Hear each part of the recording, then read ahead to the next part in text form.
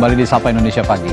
Tim nasional Indonesia U23 akan menghadapi Irak untuk merebutkan peringkat ketiga Piala Asia U23. Laga ini juga akan menentukan tim yang langsung lolos ke Olimpiade Paris 2024. Laga Garuda Muda lawan Irak akan digelar di Stadion Abdullah bin Khalifa Kamis malam nanti.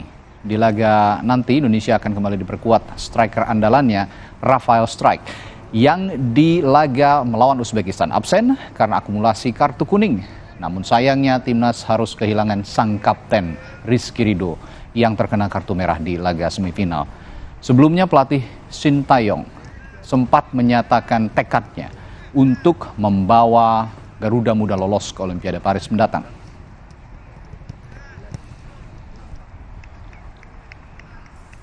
저는 인도네시아가 한 번도 올림픽에 못 나간 줄 알았어요. 근데 68년도에 멜번에서 나갔다는 얘기를 듣고 이번에 거의 스토리를 알았기 때문에 이제 한번 우리도 도전할 때가 되었다. 저는 어떻게 하든 우리 인도네시아 축구 대표팀이 이번 파리 올림픽 나갈 수 있게끔 잘 할 것이고 저는 뭐 크게 그런 것을 부담보다는 우리 선수들과 같이 즐기면서 파리 올림픽에 입상할 수 있게끔 준비하도록 하겠습니다. Stadion Gelora Bung Karno kembali menjadi salah satu tempat dilaksanakannya nonton bareng pertandingan Piala Asia U23 laga Indonesia versus Irak. Dalam pantauan tim Kompas TV, persiapan jelang nobar timnas Indonesia melawan timnas Irak sudah tampak sejak Selasa pagi, di mana sebanyak 6 layar besar sudah terpasang di depan official Garuda Store bersama dengan sound systemnya. Teragendakan pertandingan sengit timnas Indonesia melawan timnas Irak hari ini akan berlangsung sekitar pukul 10:30 malam di Abdullah bin Khalifa Stadium Doha, Qatar.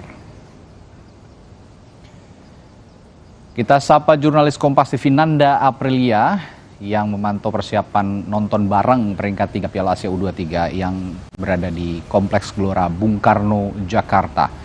Nanda, kalau dilihat di belakang sudah ada big screen, sudah ada layar besar begitu, bagaimana sejauh ini persiapannya? Sudah tersiapkan dengan baik untuk menyambut sepertinya akan ada ribuan supporter timnas U23 yang akan nonton bareng nanti malam?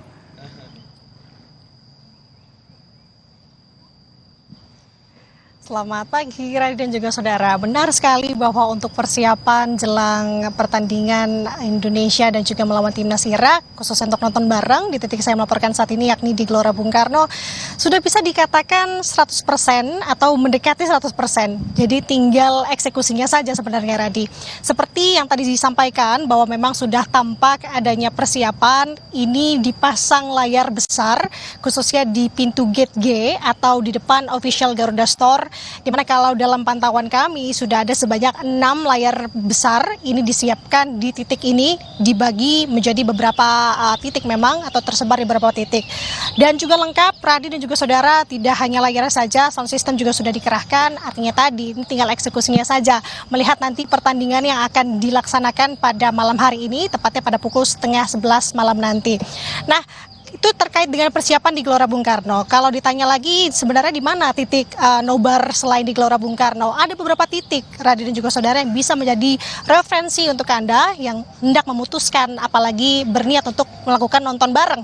Seperti halnya kalau kami kutip di sini ada beberapa tempat khususnya di DKI Jakarta untuk PSSI dan Kementerian BUMN menggelar nonton barengnya di GBK. Kemudian juga ada tempat lain di sini kalau dari Kementerian Pemuda dan Olahraga ini mengadakan nonton bareng di Plaza Kemenpora dan juga kalau untuk Pemprov DKI rencananya hari ini juga akan mengadakan nonton bareng atau menggelar nobar di lapangan Monas. Artinya memang tempat-tempat ini sudah tampak euforianya untuk mendukung Garuda Muda Indonesia di laga pertandingan sengit hari ini. Kenapa bisa dibilang sengit Radi dan juga saudara? Karena mengingat sebenarnya pertemuan antara timnas U23 Indonesia dengan timnas Irak hari ini merupakan pertemuan yang memang akibat dari gagalnya masing-masing di semifinal kemarin. Sepertinya kalau timnas U23 Indonesia ini kalah melawan Uzbekistan 2-0, sama halnya dengan Irak yang memang juga harus menelan kekalahan 2-0 ketika melawan Jepang kemarin di semifinal. Dua timnas ini akan bertemu untuk memperebutkan posisi ketiga Piala Asia U23 2024 ini, yang dimana kalau kita bisa mereview sedikit bagaimana perjalanannya kemarin pertandingan antara di timnas Indonesia khususnya melawan Uzbekistan memang cukup sengit kita lihat, dan kendati demikian kalau melihat dari persiapannya tadi juga sudah disampaikan oleh pelatih timnas Indonesia Sintayong bahwa memang yang menjadi PR terbesar untuk pertandingan hari ini adalah mental dan juga fisik dari timnas Indonesia sendiri, yang dimana memang sebenarnya ini sudah terkuras di pertandingan Uzbekistan kemarin. Tapi ini tidak menutup kemungkinan bahwa memang timnas Indonesia ini dirasa meyakini akan bisa unggul dan juga bisa tidak lengah begitu ya untuk menghadapi timnas Irak pada malam hari ini. Nah, ada 2 poin besar sebenarnya Radi dan juga saudara di sini yang harus kita garis bawahi terkait dengan bagaimana tadi kondisi timnas Indonesia jelang pertandingan pada malam hari ini. Kemudian poin yang keduanya adalah apa yang terjadi untuk timnas Indonesia seumpama lolos dan juga berhasil menempati posisi ketiga ataupun tidak, ataupun sebaliknya. Yang pertama, tadi sudah disampaikan bahwa kondisi timnas Indonesia kalau mengutip apa yang disampaikan oleh pelatihnya Sintayong bahwa memang kondisinya dalam kondisi yang baik, artinya di hari ini juga dimaksimalkan dapat memberikan performa yang terbaik untuk Indonesia.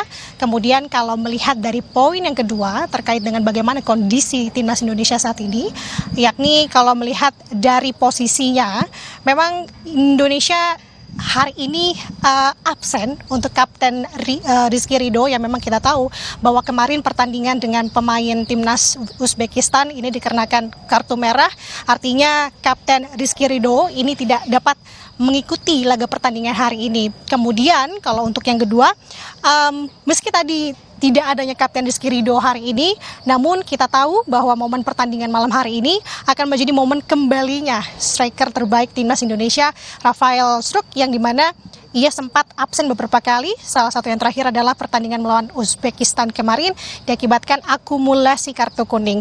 Nah, artinya memang ada beberapa prediksi di mana ini diyakini kuat bahwa tadi satu, tidak absennya dari Rizky Ridho sang kapten ini menjadi PR besar khususnya untuk trio back tengah, yakni Komang Teguh, Muhammad Ferrari dan juga Justin Hubner, yang ini akan diyakini akan dimainkan untuk mengawal sektor di barisan tengah. Kemudian juga untuk lini tengah ini dipercaya terkait dengan Ilham Rio Fahmi, Ivar Jenner dan juga Nathan Chio Aon, yang juga Pratama Arhan. Di mana ada pembagian di sini. Kalau untuk Rio dan juga Arhan ini dipercaya dan juga diyakini akan menjadi untuk mempertahankan sisi pertahanan dan juga untuk menyerang. Sedangkan untuk 3 pemain lainnya yang tadi saya sebutkan ini diberikan untuk mengatur tempo pemain dan memberikan arah pada strategi lawan.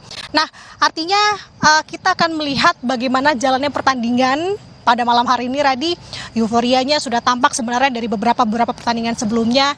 Kita lihat juga bagaimana euforianya pada malam hari ini. Namun yang bisa kita pastikan dan juga harus kita lakukan adalah tentu mendukung Garuda Muda Indonesia untuk memperoleh kesempatannya, baik untuk memenangkan di posisi ketiga Piala Asia U23 dan juga langkah jauhnya adalah untuk masuk di Olimpiade Paris 2024. Sementara Radi kembali studio. Baik, terima kasih Nanda Aprilia yang memantau langsung persiapan nonton bareng yang akan diselenggarakan di Gelora Bung Karno, Jakarta. Selamat bertugas kembali Nanda, terima kasih. Selain